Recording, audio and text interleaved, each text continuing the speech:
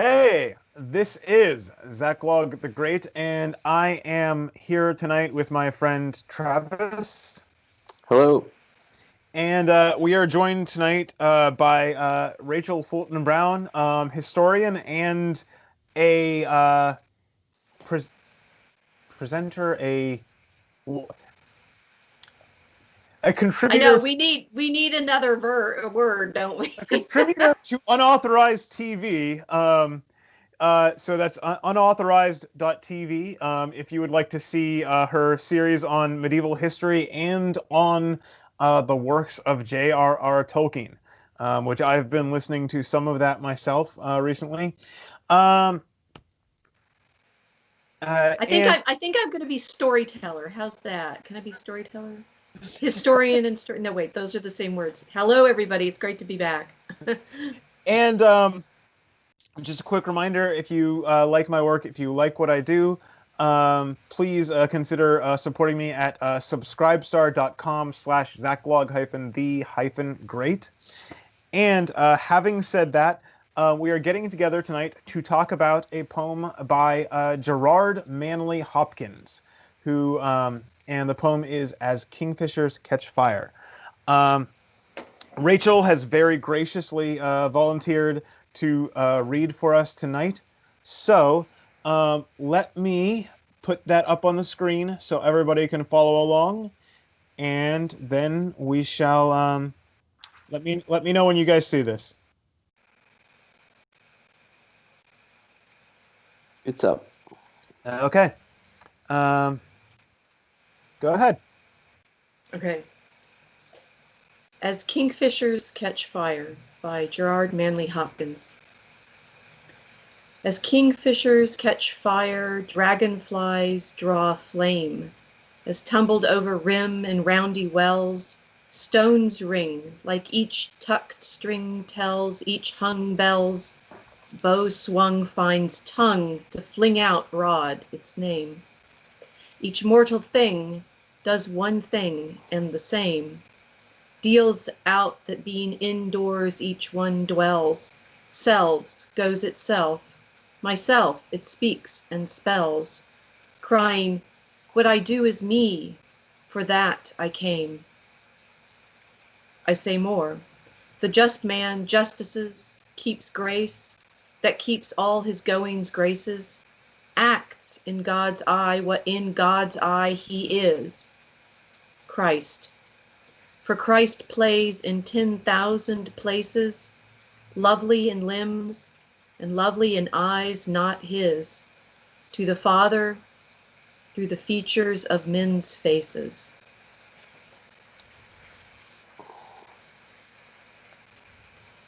Okay. Well, since Rachel read for us, Travis, would you like to give your first thoughts on this one? I can do that. So it definitely has a nice sound and nice images. I like the first line. You know, the picture of kingfishers. You know, at the end of the day, and dragonflies in their flame. It's a nice image. Yeah, I'm gonna avoid all the deeper matter for the moment. I'll swing that back around to you. So, like, one thing for me, I remember when I was in high school, or a little bit before, and this is part of the reason I do this poetry series. Poetry's taught terribly, okay? And I kind of had this impression that a big part of it was supposed to be obscure and hard to understand, and that's how you know you're writing something good, because it wasn't taught very well. And I don't think Gerard Manley Hopkins is like being needlessly obscure. At the same time, especially like in terms of the ones I've done, on this channel, it does take some work to get into his poems. It does take some work to parse out what the different parts mean and how everything fits together. It's not all served up on a plate. You've got to do some of the cooking yourself. Sort of. So, Zach, when you say poetry is not taught well, what do you mean? What do you mean not taught well? I mean, I just think back on, my own experiences in high school, in college, in early or in, my basic college courses, and I can make it more specific because I'm actually trying to teach people to write poetry in my Telegram chat now. Oh, writing is even worse. Right, but the thing is, I'm finding out what you found frustrating would help me understand what, it's like, let's start with the thing that you found didn't work. Well, like I said, part of it is part of the impression I had for a while was that it's supposed to be hard to understand and confusing. And it's like, no.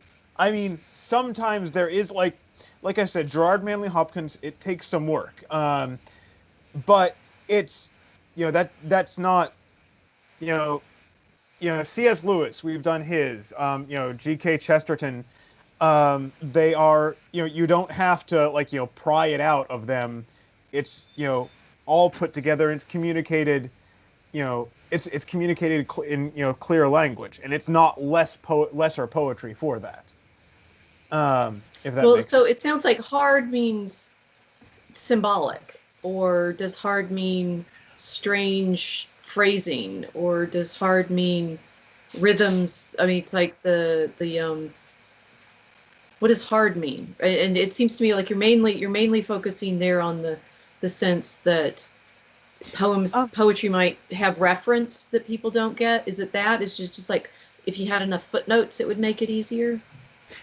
Well, in this one in particular, give me a second.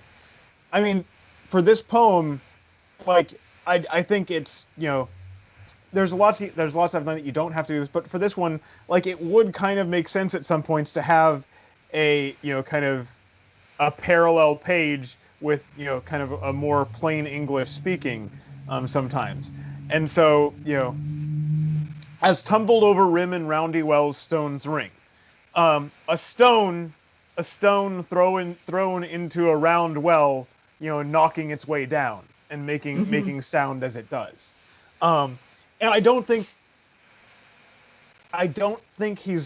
Hopkins is being needlessly obscure here. I think that is part of the art, but it does. You have if you're just breezing through it the first time, you're probably not going to catch what he's saying there. Okay, I actually have a version of why, what makes him a lot easier to understand. Yeah. Okay. Read him out loud. Yes, I mean, that's like the first. That's why I think one of the very first things I saw was some of your poetry readings that you sent me, and you're memorizing them, so you have to get the words into your tongue and your body and your voice, right? But you have to read them out loud. And so it's interesting, and that's one of the things that Telegram makes it possible to do now. Is you can have voice chat, or you can make voice messages and such. But that so much of our practice in education seems to leave out. I don't know. It's like reading comprehension. You do it quietly, right? You do it silently. But certainly Hopkins, you're not going to understand his poems unless you read them out loud. But if you read them out loud, it's like they shine. That they suddenly, like your image there of the tumbled over rim and roundy wells stones ring, that all is, it's the music is very, very clear. Yeah, well, and that's another very another unique thing about Hopkins. I haven't heard anyone else who I think he calls it Sprung Meter, I think is the term he uses, but that sense of rhythm in his poems is, I mean, it's just, I guess, incomparable. I guess, I don't know anyone else who does quite what he does. Well, that's what he's famous for. He called it sprung rhythm, right? Yeah. As compared with what he called regular, more traditional meters or running. He said running rhythm, right? And so you're saying, well, I mean, but what you're saying about poetry generically sounds like, well, just all poetry was taught in a way that made it feel inaccessible. So is Hopkins like specially inaccessible, or is it just Well, poetry itself doesn't speak to us now? Well, I like I think said, it's I think part of it is that it's not taught well. That they don't take time to go through it and help you figure out how these things fit together, and how you get meaning out of some of them. And also, like, people who are writing poetry today, a lot of them, it is needlessly obscure or completely self-referential. Like it's and they talk about writing, they talk about writing poetry, and it's a way to express your feelings. Right. And it's like, well, yeah, there's that, but what they kind of leave out is, if you do it right, you're not just expressing your feelings, you're getting other people to feel it. And that's a lot more, that takes work. It's not about just blawing things out onto the page. It's about finding a way to actually get other people into that same emotional frame. Well, so here's the textbook that we're using in my chat, which is Stephen Fry's The Old Less Traveled, pun, haha. So you know who Stephen Fry is, right? He's comedian in British television, but he's also an essayist and a novelist. And as he says in the opening of this, I have a dark and dreadful secret. I write poetry.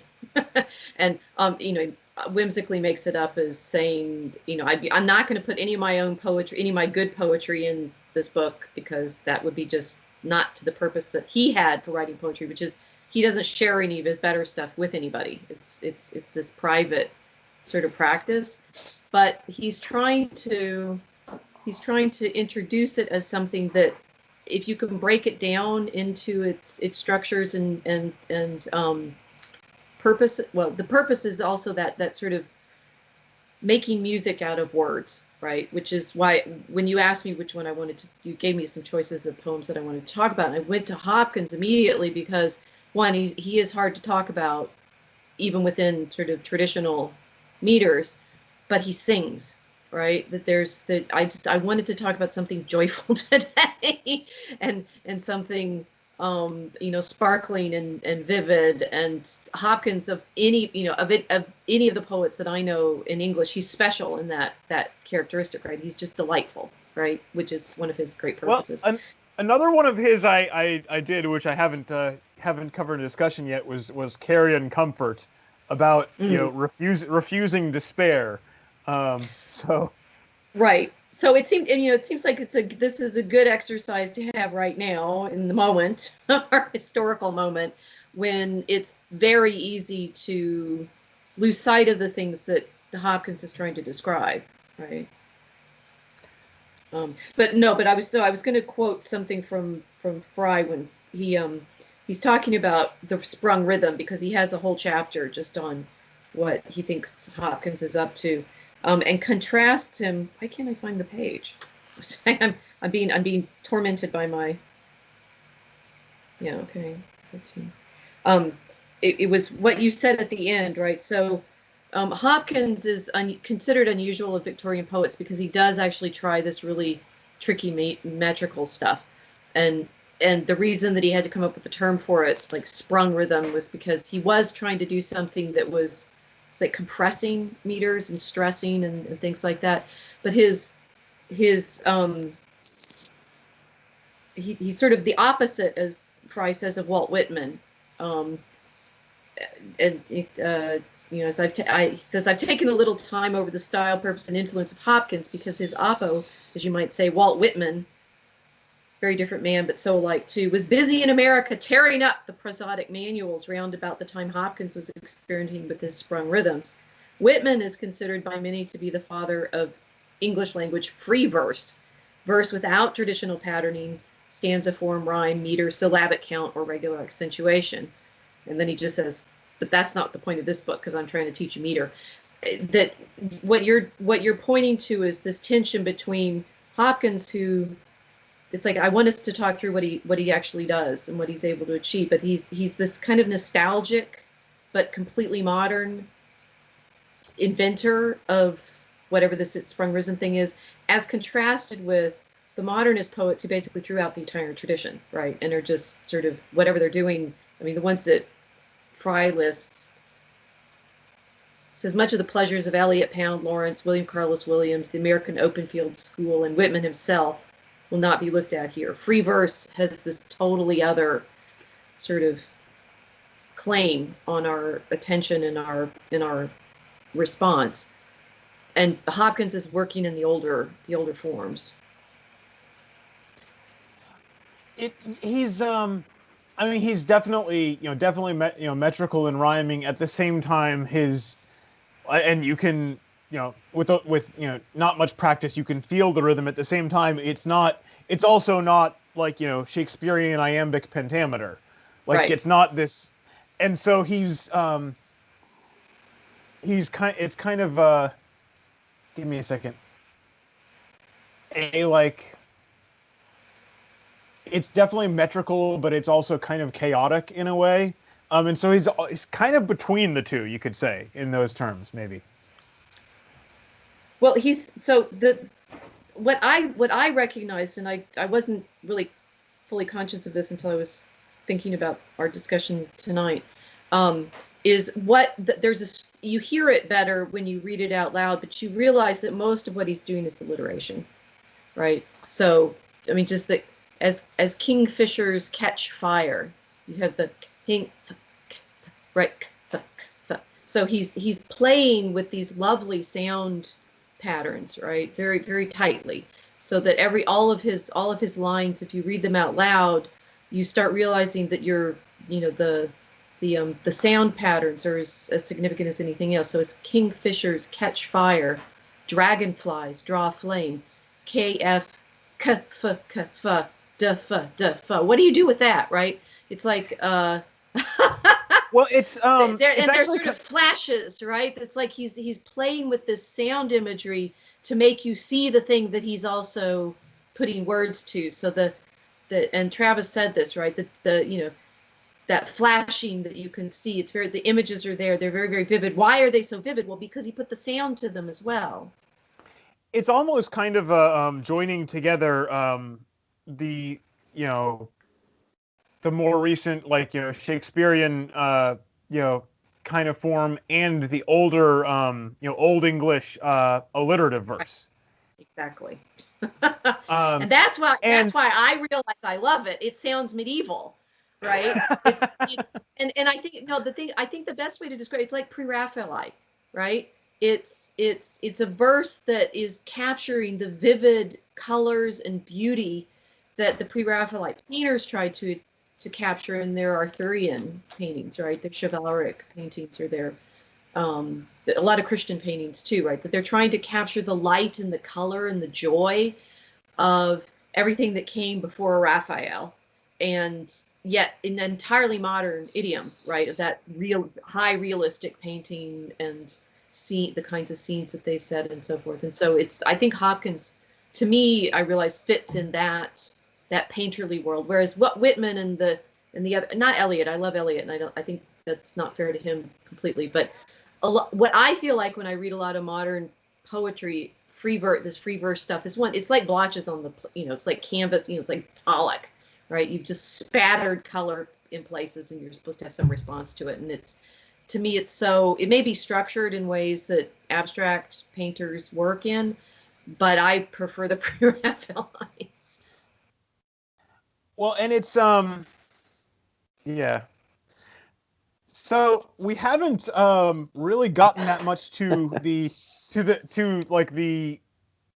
the poem is saying, to the meaning just yet. This is part of the meaning, right? It's like well, being yes. able to have this. What you were saying, why is poetry taught badly? Why don't you feel that joy when someone shows you why it's poetry instead of just prose, right? Why couldn't he just said, at dusk kingfishers are flying around and their feathers catch the glint of the sun as they take off from the water, and why not just do that, right? Why not just have a prosodic description? What function does it have to tightly phrase everything in a poem? Well, yeah, and Well, you could even go so far as to say, why does he bother with the first 3 lines? He could just get to the point, and say that everything does its thing. I mean, do you know what I'm saying? If you're trying to take away the poetry, the beauty, you really don't need those first 3 lines to say what he's saying in the poem. It strictly is images that he then ties into his message. Is what it seems to me. Would you do that? Would you take those 3 lines away? Oh, I'm not saying I would take those 3 lines away. Okay, so the 3 lines are necessary, and we're not going to take them away, and then there is a message. Well, if it's when he gets to each mortal thing does one thing and the same. Myself, it speaks and spells, and by the time he gets there, we've seen. For those who don't know, by the way, because when I started working, when I had to look up kingfishers, I wasn't familiar with them. It's a kind of bird that they dive down from branches. They dive down and scoop up fish that are just under the surface of the water and swing back up. So there's this very dramatic, flash of this bird, just shooting down into the water and coming right back up.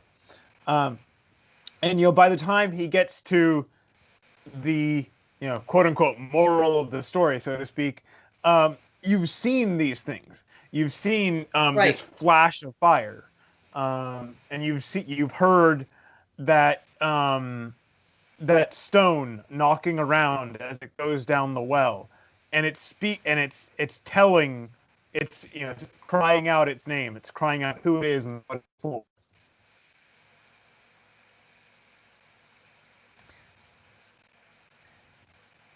Yes, right. And the other thing that I looked at to think about it is Anthony Easelin, his Ironies of Faith, which is a lovely.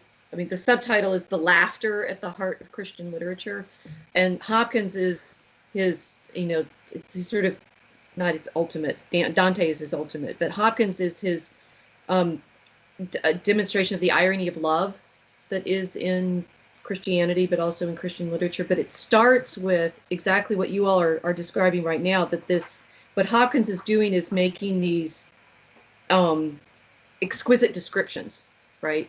That he's a Jesuit priest, right? And I don't know enough about his life to give you any more than that, but he has notebooks where he's going around describing things that he sees. So, for example, this is from his journal. The bluebells in your hand baffle you with their inscape. Inscape is an important word for him. Made to every sense. If you draw your fingers through them, they are lodged and struggle with a shock of wet heads. The long stalks rub and click and flatten to a fan on one another like your fingers themselves would when you pass the palms hard across one another, making a brittle rub and jostle like the noise of a hurdle strained by leaning against. That's his prose, right? And he also has, Eastland includes like a description he has the first time he sees the Northern Lights. My eye was caught by beams of light and dark, very like the crown of horny rays the sun makes behind a cloud. At first I thought of silvery cloud until I saw these were more luminous and did not dim the clearness of the stars in the Bear. They rose slightly, radiating, thrown out from the earth line, and so forth, right? So he actually, one of the great features of his poetry is trying to capture what he called these inscapes, which is the precise descriptions of these visual, the seeing, right? But it's also in this poem, which Eastland points to as Kingfishers Catch Fire. Our lines that each mortal thing does one thing and the same deals out that being indoors each one dwells, selves, goes itself. That's the inscape that he's trying to capture, right? That self of each creature that cries out itself. And so the kingfishers being so just Kingfishers Catch Fire, that one little phrase is trying to describe everything that you need to know about seeing a kingfisher as you just said, Zachlog, right? The flashing into the water and catching the fish, or the dragonflies catching fire. That's what Hopkins is trying to do in his poetry, is catch those flashes. I just realized there's an extra part I didn't get there until now, because kingfishers catch. And they dive down into the water to they catch the fish. Like, okay, there you go. And it's, they catch fire, so they're catching fire, so they catch fire. Like, he also seems to play a lot with these double meanings of the words that he's choosing. So, one thing, you're talking about, like, how he's, how, Hopkins describes nature, which actually, reminds me of, and I had to look this up. Fortunately, I was able to find this pretty quickly. In Chesterton's Orthodoxy, his talking about, the contrast between Christianity and Buddhism, and because, Christianity affirms that, this world is real, this world is, God's creation, and this world is in itself good, looking out to the world is a good thing, and looking out to the world, you can find God there as well, which is actually part of what Hopkins is saying here. And he says, so this is Chesterton. No two ideals could be more opposite than a Christian saint in a Gothic cathedral and a Buddhist saint in a Chinese temple. The opposition exists at every point, but perhaps the shortest statement of it is that the Buddhist saint always has his eyes shut, while the Christian saint always has them very wide open. The Buddhist saint has a sleek and harmonious body, but his eyes are heavy and sealed with sleep. The medieval saint's body is wasted to its crazy bones, but his eyes are frightfully alive. And that's what Hopkins is trying to make your eyes open like that, right? He's in that sense, he's a kind of Victorian naturalist, and that many of the priests and the vicar that goes around collecting plants and stuff like that. But Hopkins is doing it with that Chestertonian sense of delight in the creature that shows you the creator, right? And so he's trying to open your eyes to that, definitely. Let's see. But there's more, right? Yeah, there is more. I say more.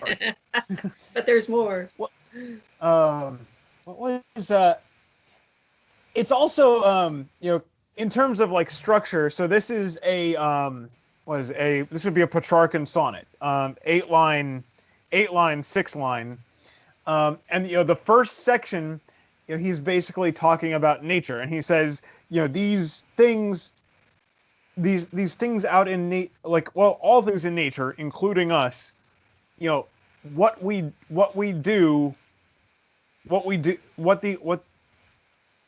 our being, our action is our purpose, in a certain sense. And just by being a kingfisher, just by being a dragonfly, just by being a bell, hammering out the sound to the town, that is fulfilling our purpose. That is, glorifying God.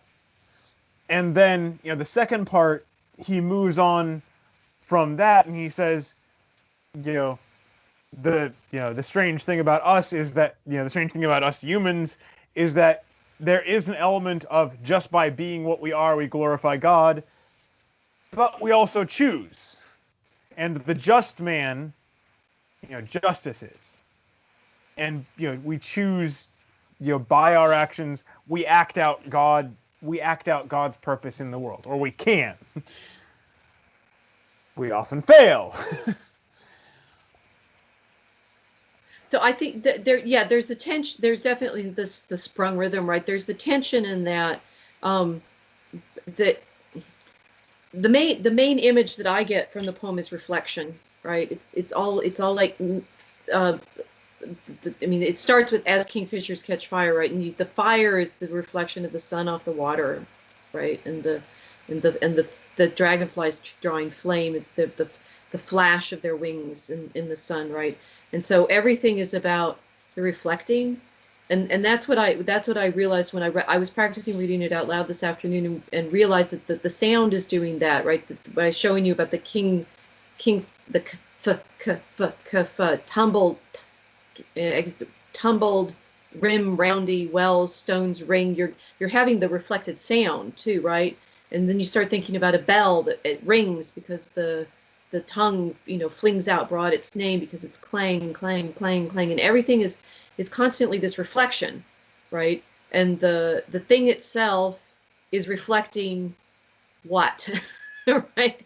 And that I think it's it's instrumental to the purpose that Hopkins has about all of the creatures reflecting the Creator.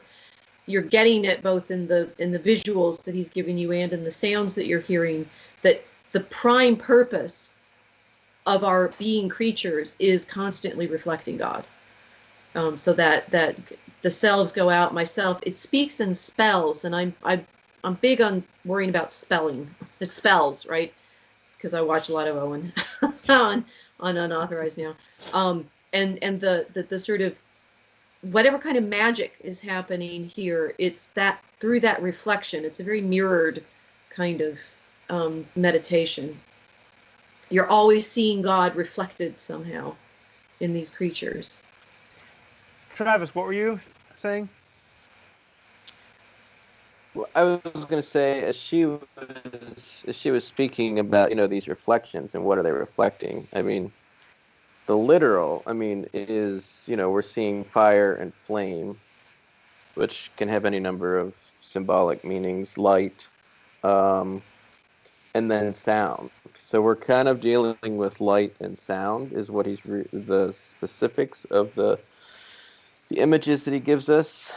And light and sound are very hard to pin down, you will say. I mean, there's sort of an etherealness, a mystery, sort of the magic, the spell that Rachel pointed out, that he speaks of in those somewhat intangibles, really. Even though we especially, can, we see light and we hear things. Go ahead. I was about to say, especially sound. Like sound exists in sound is momentary. Sound is there and then gone. It is like you can't. It is possible to talk about light, frozen in a moment, but you can't talk about sound that way because it is transitory. So yeah, sorry. Keep going on that. That's really interesting. Yeah. Don't you think light's somewhat transitory though too? It's constantly changing. Even this, his image is at dusk is my assumption.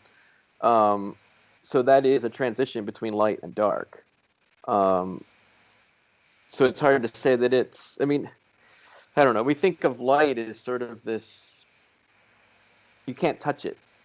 Do you know what I mean? Like you can't touch light. We can see it, but really that's only a reflection. I mean, as I understand it, the way our eyes work, like literally we don't see anything but the reflection. Like we are literally seeing reflections all the time in the biology of our eyes. Like we only see reflections. Like we think that we're seeing the thing, but we're seeing reflections of the thing, which kind of fits with the poem.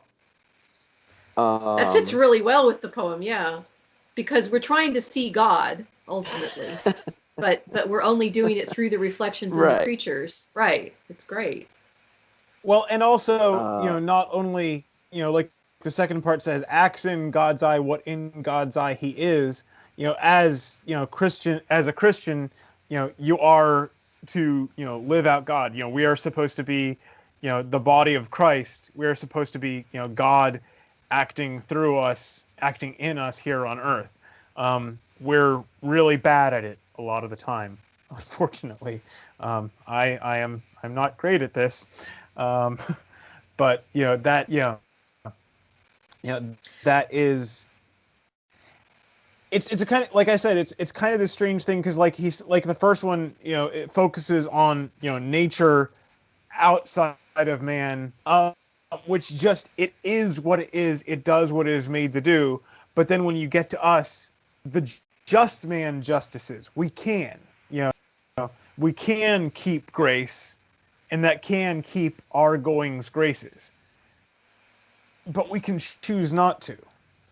And so it's, and that's, kind of the, part of the strange thing about, the Christian,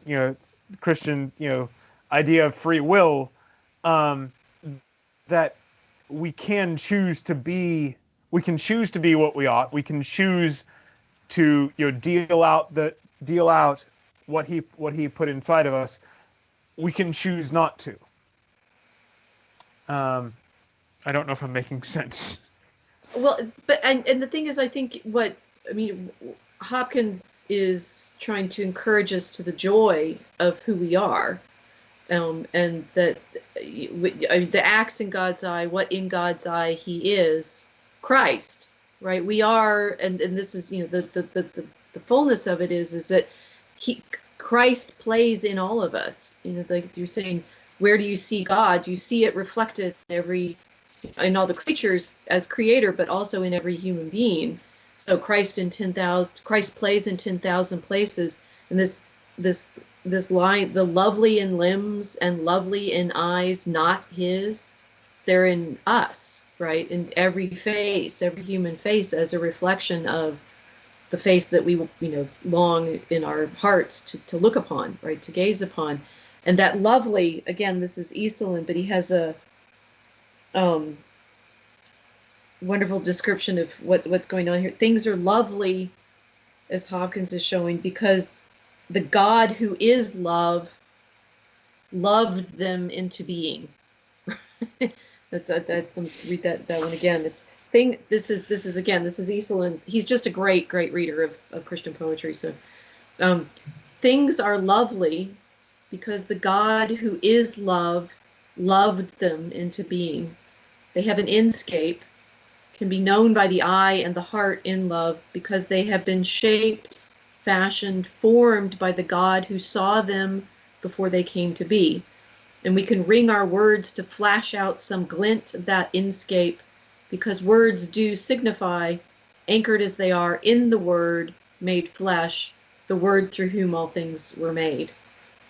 So, and that fits beautifully with the passage you read from Chesterton, right? The Christian looking upon the creation and catching these glints, right? We're looking, but we're also hearing. And I love the way Eastland brings this. The reason we're doing it in poetry is because we're anchored in the Word as well, right? It's not just, like you could do a painting. I said you could describe it in prose one way. You could do a painting, but the poetry sort of captures the music of our creation by the Word as well. So all of these things are coming together in this one medium of the poem.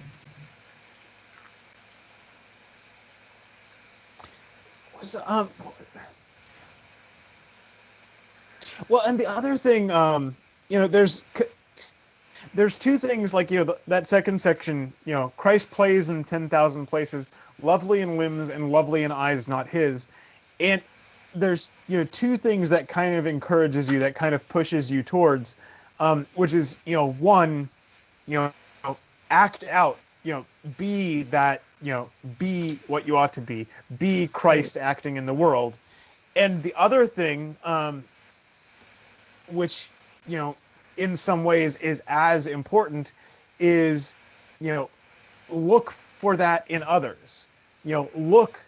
Look at the way you look at others, the way you talk to others. Look for God, look for, Christ, speaking in them, speaking through them.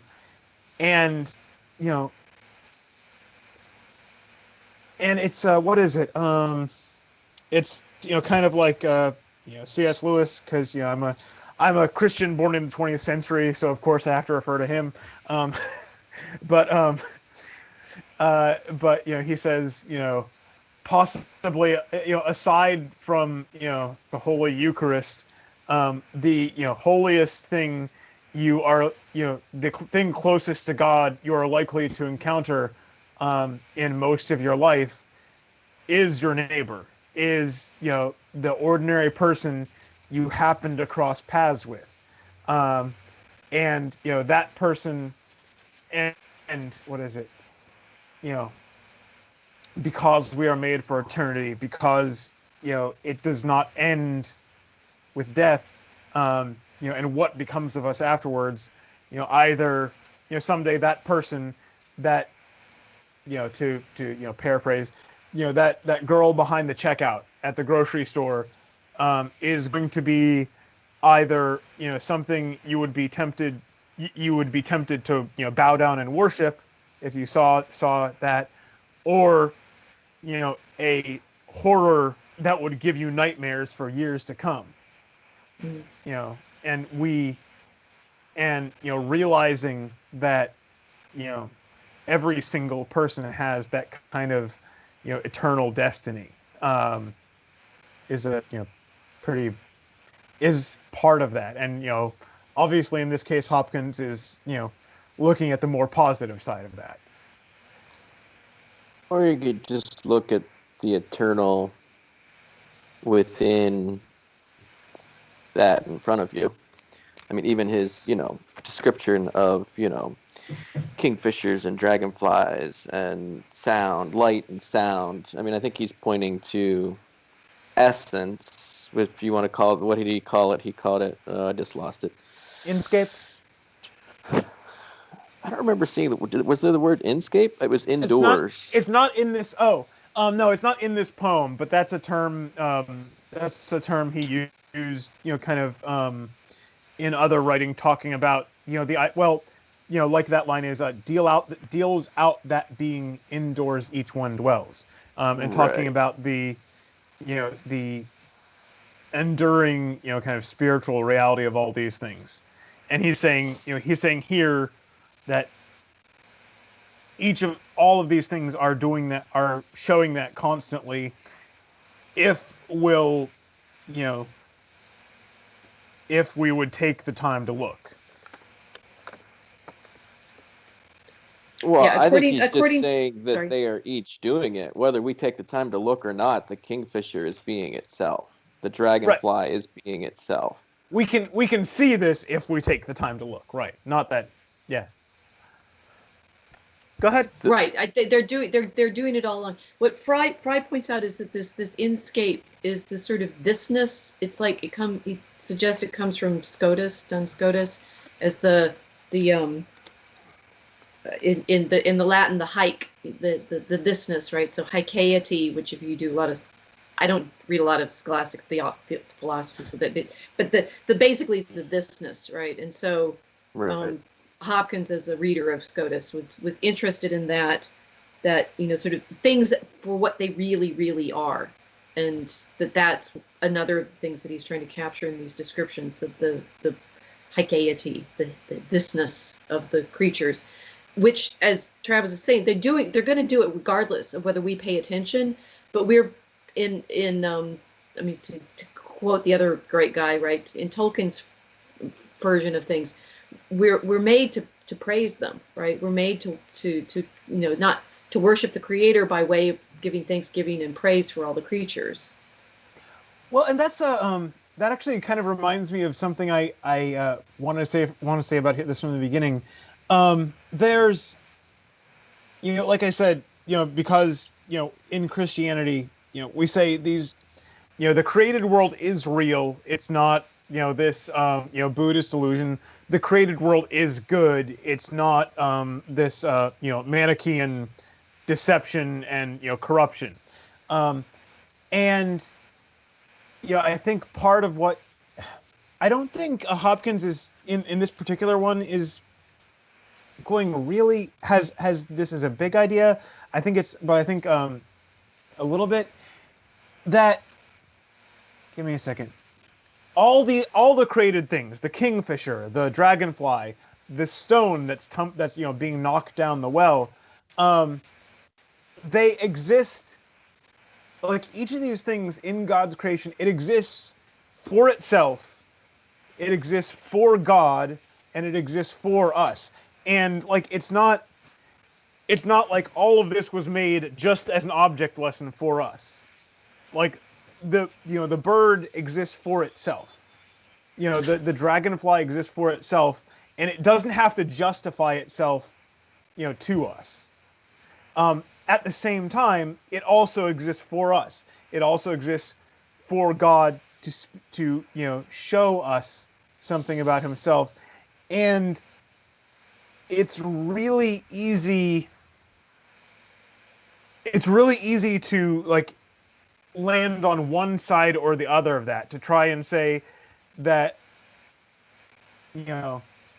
well, like if you say all these things are there just for themselves, then you can end up at this environmentalism to the point where what are we doing here? We're just messing everything up, and zero population growth, or there's I'm trying to remember. Basically, environmentalism to the point of being anti-human. At the same time, if you say all these things exist for us, and just to be used by us, then you can use things and destroy them, and ruin. Like you have to have both parts there, and there's a tension between those ideas. But you can't, if you let go of either side, you go nuts. Amen. Right. Yes, exactly. And I thought you described it really nicely. And I think the poem is showing this, right? Both the creatures and how they are themselves. What I do is me, for that I came, right? They all cry out that. So they exist for themselves and for God's delight in them. But then here we are, the just man justices, keeps grace, that all keeps his goings graces, right? That we are also part of this, God's delight in us as creatures, and our delight in our own ability to reflect both on the creatures, about them, and enjoy them, but also to reflect God in ourselves. I think you actually said it better, but the thing is, the last line, and we were talking about this a little bit before we started recording, right, is very poignant in the moment that we're making this video, right?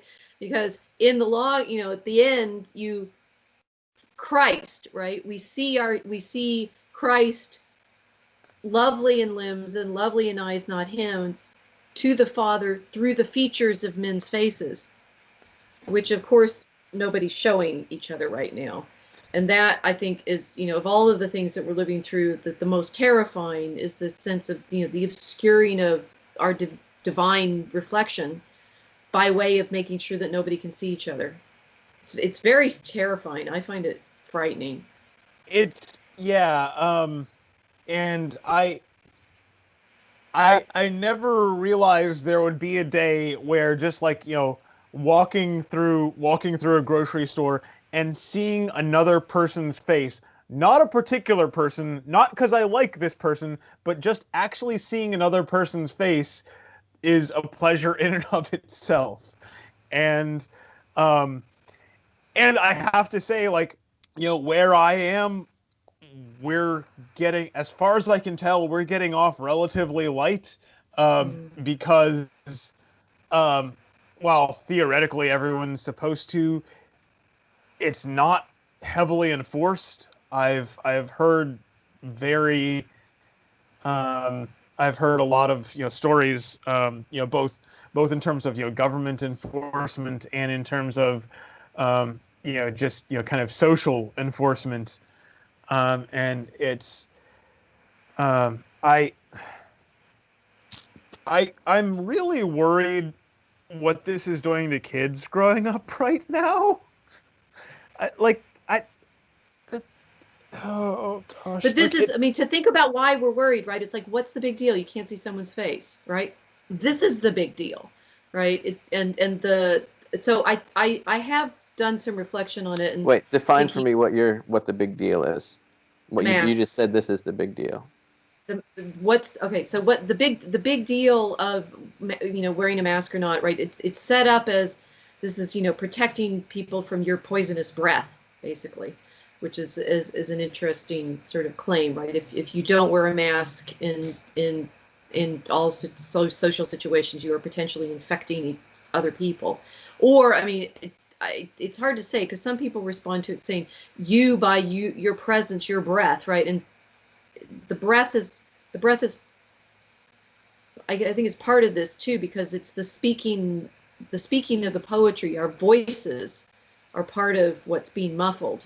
And thinking about the bells can ring, they find tongue, but what happens when we have to talk like this?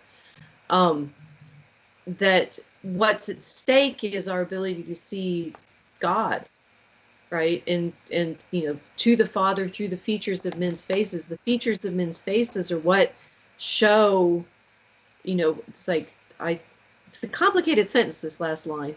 I say more, the just man justices, keeps grace, that keeps all his goings graces, acts in God's eye what in God's eye he is, Christ. For Christ plays in 10,000 places, lovely in limb and lovely in eyes not his, to the Father through the features of men's faces. Grace is play, and if we're worried about the structure, the poetic structure, right? Look at the rhymes, right? Graces, places, faces. That's a pretty powerful, rhyme, right? It's like grace has place in face.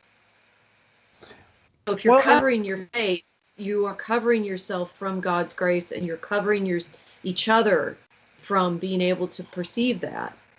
Well, and the other thing, we're being taught to, treat other people as a biohazard.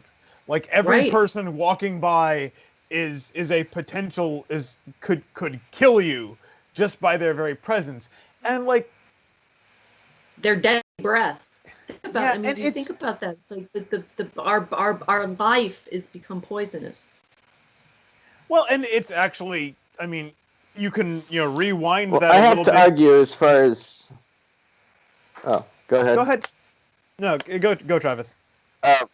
As far as the poem's concerned, I mean, if you want to look at that, I mean, he does say Christ plays 10,000 places, lovely in limbs, and lovely in eyes. So not just in faces, and I mean, the face is the smile, and we get a sense of people's emotions and things largely from faces. That's how we experience, others. But I don't feel like it diminishes our own divinity by wearing a mask. I mean, perhaps, I don't know. Some would say so that I could the do eye, an opposite. It's the window. The eye is the window to the soul, not the face. So I can do an opposite argument, which one of my friends came up with, is saying, in fact, your face should be your most intimate and precious thing, and you shouldn't show it to strangers, right? So isn't it better if we're all masked out in public? And I did find that I've actually been on a plane because I was coming and going from my mom's in Texas, and I'm an introvert, right? And I find it hilarious in certain ways that I, as an introvert, actually don't want to be wearing the mask, right? I find that horrible. But in certain kinds of social situations, it's actually comforting, right? It's like, good, nobody can see me. You're hiding, right? You're able to it's intimate, right? It's like, I don't want all these strangers seeing me. Well, and then, that also comes to, what do we, okay, before 2020, what did we think of masks? What associations were there? And there's, kind of, I guess, two things at that point, because there's, play and pretend. There's, I'm going to take on this other role. It's not really me, and we both know that, but I'm doing this for some creative or maybe spiritual purpose. But there's also, at least to me, the other thing I think of is I have bad intentions. I don't want you to know. I don't want you to be able to recognize me. I don't want you to be able to identify me. I'm going to cover my face. I'm going to ensure that I remain a stranger to you. Um, and like, when I first was walking around, seeing these things, I remember seeing like some, what is it? I don't know, maybe March last year.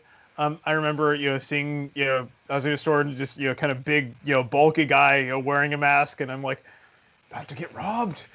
It's just this, just this instant emotional reaction, and it feels, I mean, there's this, suspicious nature to it, but you do that to everybody now, and everybody feels creepy and off-putting. That should take away the suspiciousness, though, shouldn't it? If everybody's doing it, then it's not so suspicious.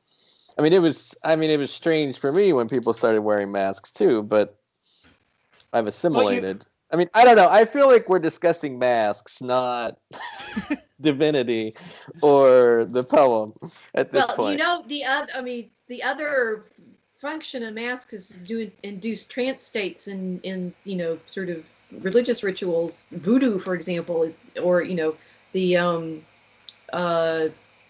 I forgot what the other word. The Yoruba practices, right? That they're often mask dances, or down in the part of the country where I grew up, right? And the Pueblo Indians and such use masks, the Hopi and things like that. So their masks are incredibly powerful religiously. So we are actually talking about divinity, and I think the great Christian mask is the degree to which we put on Christ. Think of J.R.R's, self-portrait as Christ, basically. I think Hopkins is trying to point to that. It's like Christ plays in 10,000 places, lovely in limbs, lovely in eyes not his, meaning in ours, right? And so whatever the mask covers, I mean, there are different kinds of masks, right? They're full face, they're ones that cover, if they cover your whole face and cover your mouth but just let your eyes out, that has one kind of trance effect. If they're just half masks, that your mouth is free and your eyes are covered, that has another effect. Masks are definitely one of the most powerful spiritual technologies we have. I argue. What was it? Well, so give me a second. I was kind of pulled back to the poem here for a minute. Acts in God's eye what in God's eye he is, lovely in limbs and lovely in eyes not his. And there's kind of an interesting thing there with him, with Hopkins saying, lovely in eyes not his, because there's two things we see, and in terms of emotional connection, in terms of understanding other person's emotions, like looking someone in the eyes, seeing what their eyes are doing, that's a big deal. And so lovely in, seeing another person's eyes, but also, our eyes are, how we take in the world. And so it's, lovely in looking at lovely in seeing this in another person's face, and also choosing to see the world that way. I hadn't, again, another thing I hadn't thought of before, that it's both a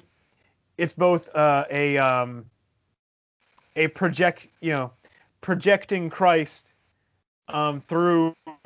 through our actions, through our faces, through being that, and it's also choosing to see him, and because it's not our ears aren't the same thing. Our ears, we bring in information, but we don't put out information in the same way our eyes do. And so that's an interesting element to that line there. How do we put information out with our eyes? Well, just that, if someone is smiling and they don't really mean it, how do you tell? Their corners of their mouth go up. They don't mean it. either they're being, polite, or they're being, sarcastic or formal. Um, their mouth moves, their eyes don't change. But if someone is smiling and means it, you see it in their eyes too. And so there's a lot of expression, a lot of our expression, a lot of the way of our emotional expression is in what our eyes are doing. All right, that makes sense. I hadn't thought about ears that way before either, but you're right. Like my grandfather, he could wiggle his ears, so he had some ability. But dogs' ears do a lot, right? But ours don't. So it goes through our eyes and our eyebrows and there. I mean, I'm pushing back on the. I mean, the covering our mouths has a big effect, right? If you have only your eyes and you can't make a sound, that's really hard, right? It's like you're saying, sure, you can smile and you can see the truth in the eyes or not, but the eyes without the vision without the voice is actually quite dehumanizing, right? We need our words, we need the spells as well as the vision. And I'm looking at the rhymes in the poem, right? It's like flames, flame name, same came. Wells, there's internal rhyme there. Tells, bells, dwells, spells. He's chosen these sounds, the sound meanings, quite purposefully, right? These clusters of words. Dwells, spells. Wells, bells, dwells, spells. Yeah, bells, and that's spells dwell in wells and bells. well, and that's to go back to where we part of where we started talking about how poetry is taught, and one thing that I think is missing from a lot of it is missing from the way it's taught is that part of it is that your goal is to unify the sound and the sense, the sound and the meaning, that that the words you choose, you find the sounds in the words themselves that resonate with the greater meaning, and working those and working those together, and as opposed to in ordinary speech and in prose, we just grab whatever words come to hand, and we don't think about the sounds of the words themselves as much. That's one of the things I've discovered in trying to learn to write the poetry with my group, is that so we were writing an iambic pentameter and did a fairly elaborate long form satire story, right, modeled on Alexander Pope's Dunciad. It was complicated, but we can talk about that at some other time. One of the things that I found was interesting in the composition process is you've written a line, and that's great, and then you need a rhyme, right? So you start playing out what's the rhyme that you find, and finding the rhymes often then gave you the sense. It works the other way around as well, right? It's like, what does this couplet? We were writing in heroic couplets, so we were writing. It's every two line, the pairs of lines rhyme, and it's interesting how English works, and Hopkins is working both with alliteration and rhyme. He's really hitting hard on the pairings of sounds at the beginning and the end of the words for meaning in English. And that we mentioned Old English poetry, and he apparently also worked a lot in, again, I'm cribbing off of Rough Fry on this, but he worked in Welsh. I guess he read a lot of Welsh poetry, and apparently also Icelandic, but that he's going back to this older appreciation of language carrying meaning by way of its rhymes and alliterations, not just the stress patterns of things. That got a little windy, right? The stress apparent. It was interesting. Okay. I liked it. Okay, good. Apparently the Sprung Meter is about, he said it was about compressing out weak or slack syllables. So that he likes saying stress is the life of it. That his verse is very his lines are very, because he's got all that stress in it, and he's kind of cleaned up all of the ta ta ta ta ta ta ta the media the walking tones in it, and instead is just pow pow pow, right?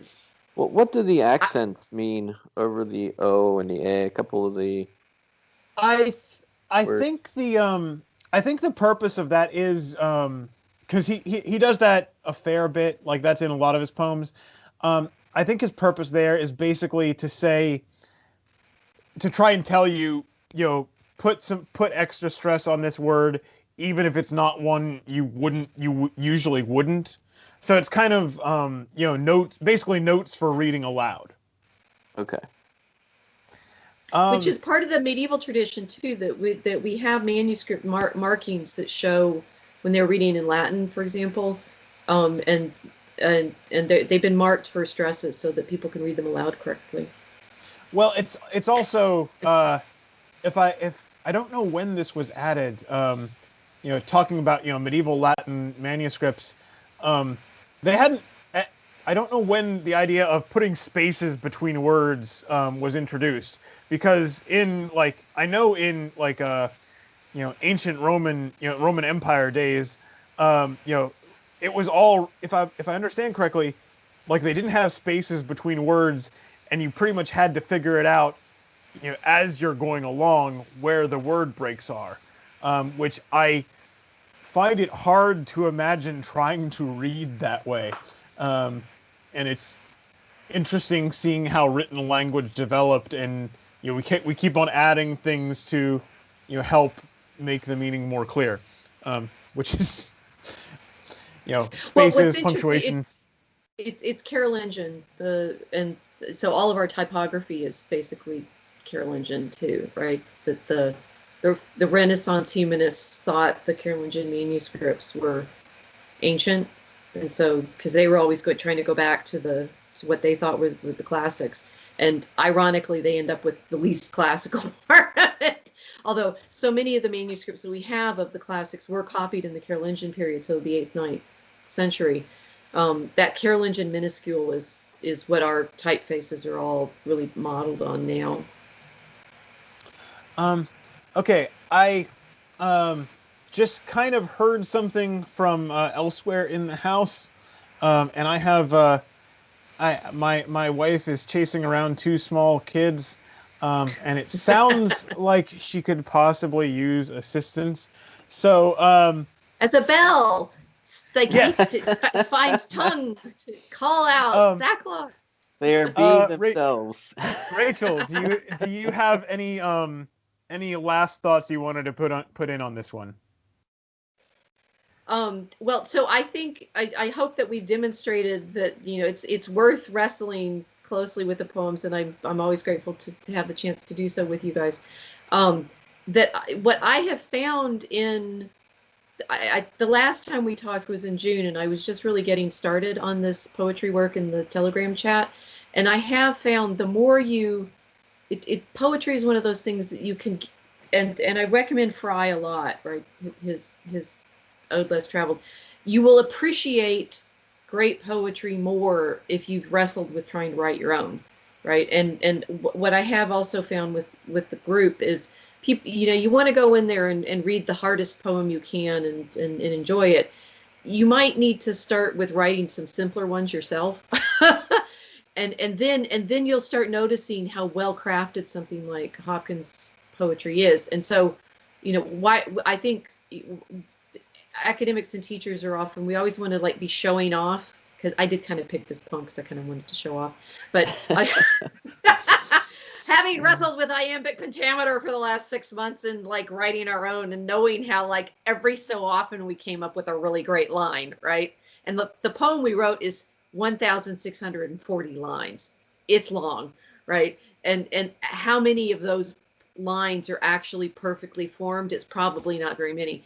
But if you let yourself try to write, it's like you start appreciating the effects that someone like Hopkins is able to achieve. So that's why I'd say my pedagogical suggestion is it would help us if we tried more composition in the form, and then we would be able to achieve more what Hopkins is saying, which I suppose gives me my sort of resounding conclusion is we're made to do this, right? We are creatures made by a maker, a shaper, and the inscape is the in-shaping, and that reflection, one of the great reflections we're supposed to bring to our response to our creator is to make in the image and likeness in which we're made. So that's why I love this poem. It's so much about that kind of reflection.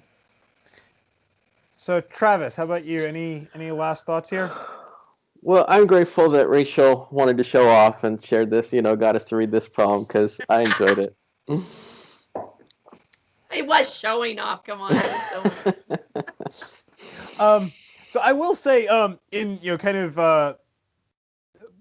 my last thing here, I remember I haven't done anything with it in years, but I remember when I started trying to learn guitar, and never got very far. But I remember doing that, and then just getting a very basic okay, chord change, and then when I go and listen to music by bands I've listened to before, I'm like, oh, that's what they're doing there. And things, and before this was just kind of background part of the whole thing, and I'm like, and you start picking out things, and so yeah, learning to do with it, learning to try to do this yourself changes how changes what you will see as you read on your own.